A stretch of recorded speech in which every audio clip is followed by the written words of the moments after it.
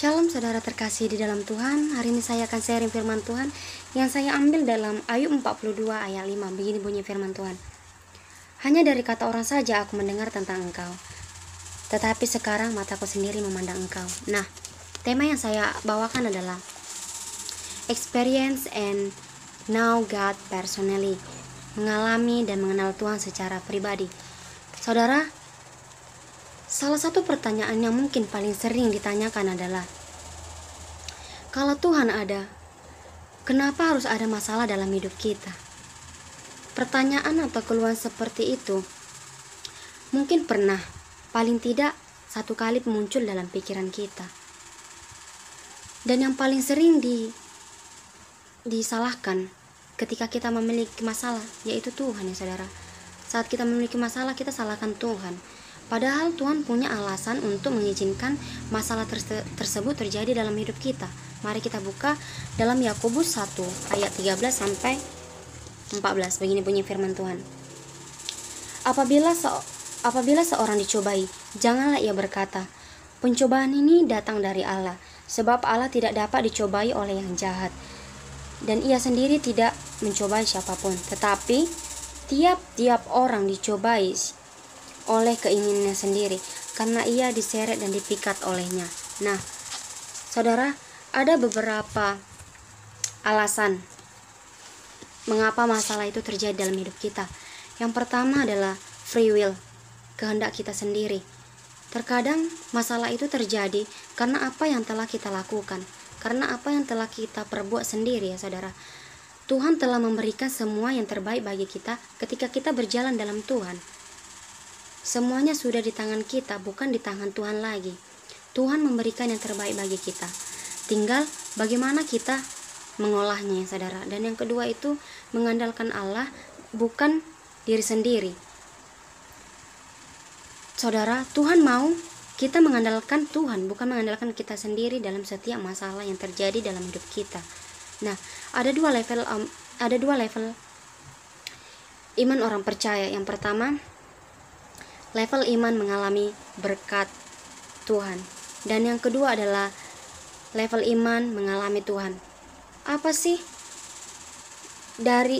maksud dari berkat Tuhan dan mengalami Tuhan itu? Ini adalah dua hal yang berbeda. Yang pertama, mengalami berkat Tuhan berarti menerima berkat Tuhan tanpa mengenal pribadi Tuhan. Dan yang kedua, mengalami Tuhan berarti mengalami pribadinya Tuhan, sehingga kita mengenal Tuhan lebih dalam lagi. Nah, di manakah level iman saudara sekarang? Apakah level iman saudara di mengalami Tuhan atau mengalami berkat-berkat Tuhan?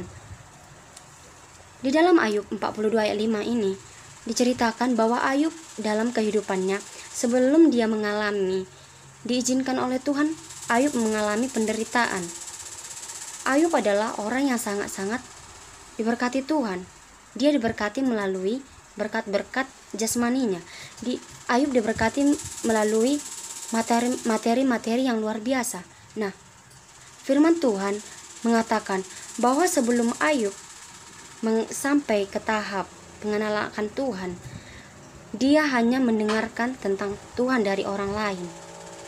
Artinya ada proses yang Ayub alami, yang harus Ayub lalui sampai ke tahap pengenalan akan Tuhan, yaitu tahap mengalami masalah. Nah saudara, saat ini kita melewati masalah bersama Tuhan. Kita akan memperoleh pengenalan akan Tuhan secara pribadi seperti Ayub saudara. Bukan hanya pernah mendengar kata orang bahwa Yesus itu baik, bahkan kita sendiri juga merasakan kasih karunia Tuhan di dalam hidup kita. Contohnya ya saudara, saya memiliki masalah dalam pekerjaan saya. Saya melawan diri saya saudara. Kesalahan tersebut saya lakukan tanpa sengaja. Tapi ketika saya melakukan masalah tersebut, semua orang memandang saya bahwa saya yang salah ya saudara. Nah, ingat ya saudara, tidak ada rancangan Tuhan yang pernah gagal. Jadi tetaplah berjalan bersama Yesus saat kita mengalami masalah. Ada Ada 3 hal yang kita butuhkan saat kita mengalami masalah. Yang pertama, friend, sahabat. Ya saudara, kita butuh sahabat yang menerima kita apa adanya, yaitu Tuhan. Seperti masalah saya, saudara. Ketika saya mengalami masalah tersebut, tidak ada seorang teman pun yang datang kepada saya.